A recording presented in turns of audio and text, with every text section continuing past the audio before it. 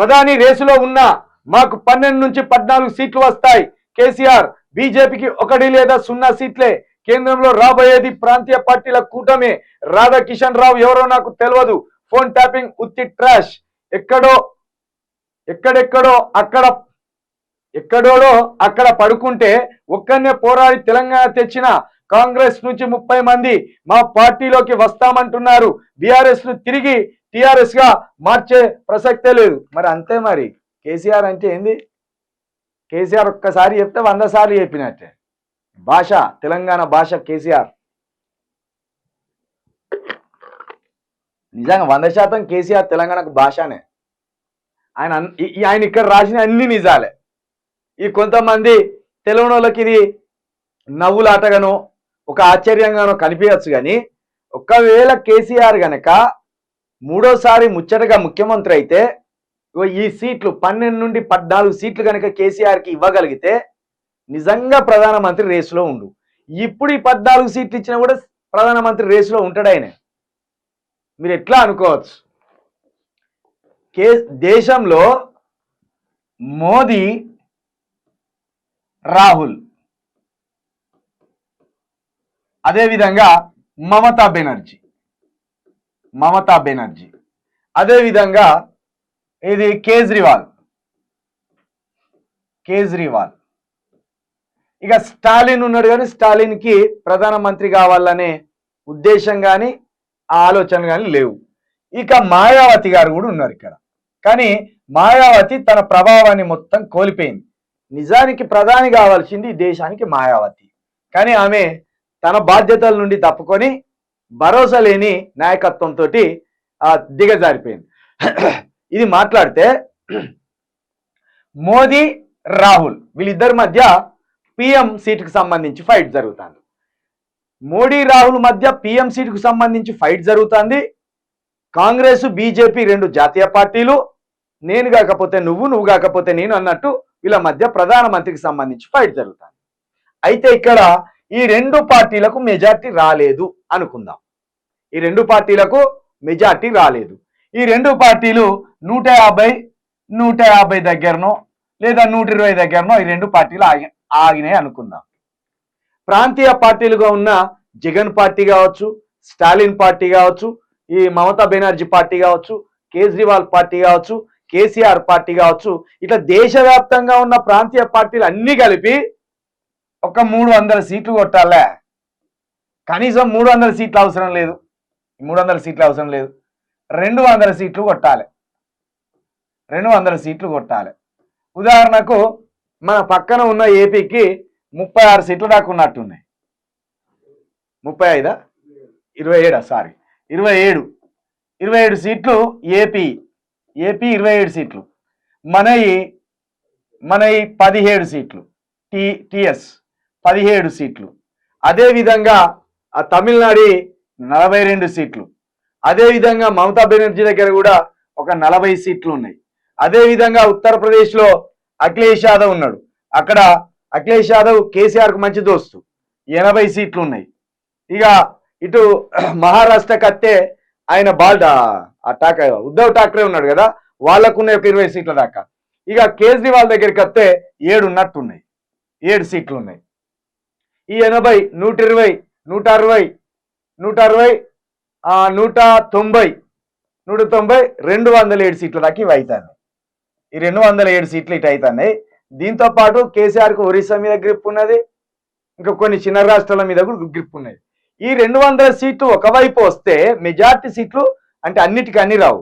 Majority సీట్లు ఇప్పుడు 207 సీట్లు ఉన్నాయిగా ప్రాంతీయ పార్టీలకు, ఇంకా ఎక్కువ ఉన్నాయి. కాకపోతే ఇవి లెక్కేసినాం, మనకు ఈ సరౌండింగ్లు ఉన్నాయి లెక్కేసినాం. దీంట్లో 150 సీట్లు వీళ్ళు కొట్టినా ఇందులో సీనియర్ ఎవరు ఉన్నారు? కేసీఆర్ గారే సీనియర్.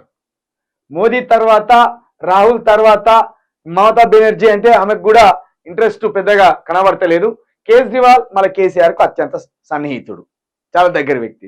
కాబట్టి వీళ్ళు చాలా వ్యూహంతో ఉండే, కేజ్రీవాల్ కానీ కేసీఆర్ కానీ ఇదే విధంగా అక్కడ ఉన్న అఖిలేష్ యాదవ్ కానీ వీళ్ళు ఒక పకడ్బందీ వ్యూహంతో ఉన్నారు. ప్రధానమంత్రి సీట్ని మనం ఎట్లయినా కైవసం చేసుకోవాలి, మన మధ్యనే ఈ సీటు ఏ విధంగా అయినా మనము అటు బీజేపీ నుండి ఇటు కాంగ్రెస్ నుండి లాక్కోవాలి. ఈ 78 సంవత్సరాలుగా ఇదే సాంప్రదాయం, నువ్వు కాకపోతే నేను, నేను కాకపోతే నువ్వు అన్న ఈ సాంప్రదాయాన్ని దెబ్బకొట్టి పీఠం మీదకి ఎక్కాలని ఒక పెద్ద వ్యూహంతో కేసీఆర్, కేజ్రీవాల్, మాయావతి కాదు అఖిలేష్ యాదవ్, మమతా బెనర్జీ వీళ్ళంతున్నారు. కేసీఆర్ గనక అధికారంలోకి వచ్చి ఈ 14 సీట్లు గనక కేసీఆర్కి ఇవ్వగలిగితే కేసీఆర్ పక్క ప్రధానమంత్రి అవుతాడు, పక్క ప్రధానమంత్రి అవుతాడు. ఇది తెలియని సన్యాసులు కొంతమంది అనొచ్చు, కాకా ఇక్కడనే ఓడిపోయినావు అక్కడ ఎట్లా గెలుస్తావు అనొచ్చు. 14 సీట్లు ఎట్లా గెలుస్తాడో చూస్తాడు. ప్రధానమంత్రి ఎట్లా అవుతాడో 14 సీట్లు నాడు దేవేగౌడ ఎట్లా అయిండు, దేవేగౌడ ఎట్లా అయిండు. అదేవిధంగా మన అప్పటి ముఖ్యమంత్రి, ఏపీగా ముఖ్యమంత్రి ఉన్న ఎన్టీ రామారావు పేరినప్పుడు ప్రధానమంత్రి పరిగణలోకి ఎందుకు తీసుకున్నారు? చంద్రబాబు నాయుడుని అంతకుముందు ఎట్లా పరిగణనలు తీసుకున్నారు? ఇవన్నీ మన కళ్ళ ముందు ఉన్న రాజకీయంలో నిబద్ధత, క్రమశిక్షణ, పోరాడే తత్వము, వ్యూహాలు ఇవన్నీ కూడా పనికొస్తాయి. 14 సీట్లు కనుక కేసీఆర్ గెలిస్తే ఇటు కాంగ్రెస్ కానీ బీజేపీ కానీ అనుకున్న సీట్లు రాకపోతే కేసీఆర్ ఎట్లా చక్రం తిప్పాలో గట్ల చక్రం తిప్పుతాడు. కేసీఆర్కు తెలియదా ఏ రాజకీయం ఎప్పుడు చేయాలో ఎట్లా చేయాలో? ఒక్క 2 సీట్లతోటి పోయి మొత్తం ఢిల్లీని వణికిచ్చి తెలంగాణ అంతా పోగేసినోడు 2 ఎంపీ సీట్లతోటి. ఇక్కడున్న ఈ మన సన్నాసులంతా, కాంగ్రెస్ సన్నాసులంతా ఆ రోజు రాహుల్ గాంధీ దగ్గర, సోనియా గాంధీ దగ్గర, వాళ్ళ కాళ్ళ దగ్గర ఉండి, ఇక్కడున్న ఇంకో కొంతమంది దొంగలు అటు చంద్రబాబు నాయుడు దగ్గర, వాని కాళ్ళ దగ్గర ఉండి మొత్తం పిచ్చిలేపే క్రమంలో కేసీఆర్ పక్కా వ్యూహంతో ఇద్దరు ఎంపీలతో ఢిల్లీని చుట్టుముట్టి, ఢిల్లీని గడగడలాడించుకుంటా, ఇక్కడ ఉద్యమాన్ని ఎప్పటికప్పుడు రగిలించుకుంటా దాన్ని పక్క ప్రణాళికతో ప్రకారం తెలంగాణ ఒక తీరాలకు చేర్చి రాష్ట్రాన్ని సాధించాడు.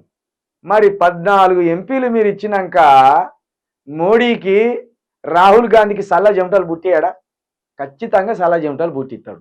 కాబట్టి ఇది ఉన్నది, కేసీఆర్ ప్రధాని అయ్యే అవకాశం ఉన్నది. ఆ అవకాశాన్ని తెప్పించగలిగే ఆయుధం ప్రజలుగా తెలంగాణ ఓటర్ల దగ్గర ఉన్నది.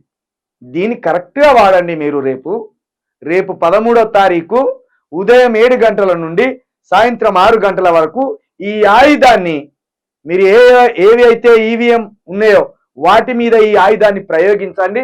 కేసీఆర్ ఈ ఆయుధాలు పట్టుకొని ఢిల్లీ మీద యుద్ధానికి పోతాడు. కేసీఆర్ మీరిచ్చిన ఈ 14 మంది ఆయుధాలను ఢిల్లీ మీద, అమిత్ షా మీద, రాహుల్ మీద ప్రయోగిస్తాడు. చేలో ఎట్లెట్లా ప్రధానమంత్రి కాడు చూడొచ్చు.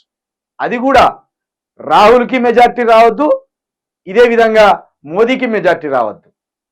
ఆ 2 పార్టీలకు మెజార్టీ ఇవ్వకుండా మీరు కేసీఆర్కి 14 సీట్లు ఇస్తే ఈ ఆయుధాలతోటి విరుచుకపడకపోతే అడుగురిగా. ఇంకొకటి, బీజేపీని సున్నా చేయమంటాడు ఇక్కడ కేసీఆర్. 100% సున్నా చేయరు. పోయినసారి 4 ఇచ్చింది కదా, ఈసారి మొత్తం సున్నాకు తీసుకొచ్చి కూర్చోబెట్టి నువ్వు అక్కర్లేనురా అని తరిమేరు. ఇక ప్రాంతీయ పార్టీల కూటమే, 100% ప్రాంతీయ పార్టీల కూటమే రావాలి. ఇక ఫోన్ ట్యాపింగ్ సంబంధించి డీసీపీ రాధాకిషన్ రావు ఉండి ఇక్కడ వెస్ట్ జోన్ లైన్ ఉండే ఆయన ఎవరో నాకేం తెలుస్తుందా, ఇదంతా ఒత్తి ట్రాష్ అంటాడు.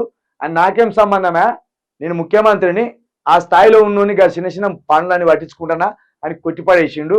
ఇక ఎక్కడోడు అక్కడ వండుకుంటే నేను ఒక్కనే పోరాడి తెలంగాణ తెచ్చిన. అవును నిజమే ఇది. ఈ మాట కేసీఆర్ అంటే కొందరు ఉలిక్కి పడతారు.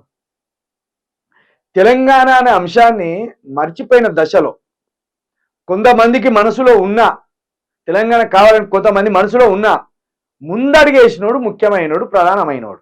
ఆ ముందడిగేసిన మొట్టమొదటి మనిషి కేసీఆర్. 69లో ఉద్యమం నీరుగారిన తర్వాత మళ్ళీ 2001లో ఆ నిర్వీర్యం అవుతున్న దాన్ని, ఆ సజీవంగా మూలన పడ్డదాన్ని సజీవంగా పట్టుకొని భుజాన్ని వేసుకొని ముందటుండి నడిచిన ఆయన కేసీఆర్. దాన్ని ఎందుకు జీర్ణించుకోలేకపోతున్నారు? ఆ మాట ఉన్న మాట ఆయన అంటే ఎందుకు తట్టుకోలేకపోతున్నారు? ఆయన ఎత్తుకున్న తర్వాతనే మళ్ళీ అందరూ జై తెలంగాణ, జై తెలంగాణ, జై తెలంగాణ, జై తెలంగాణ. ఒక 14 సంవత్సరాలు మూలన పడ్డ ఒక అంశాన్ని సజీవంగా 14 సంవత్సరాలు బతికించి దాని విజయ తీరాలకు చేర్చిన గనుడు కదా కేసీఆర్. ఈ భారతదేశం ఉన్నంత వరకు, ఈ తెలంగాణ రాష్ట్రం ఉన్నంత వరకు కేసీఆర్ పేరు సజీవంగా లిఖించబడి ఉంటది. ఎవడో గొట్టంగాడు, ఎవడో అవలగాన్లు, తెలిసి తెలియని చిన్న పోరగాన్లు యూట్యూబ్లలో మొత్తుకుంటే కేసీఆర్ కీర్తి కానీ కేసీఆర్ ఘనత కానీ ఏమాత్రం దిగజారిపోదు. ఇది నిజం. కాబట్టి ఇక కాంగ్రెస్ నుండి 30 మంది మా పార్టీలోకి వస్తున్నారు అని అంటారు.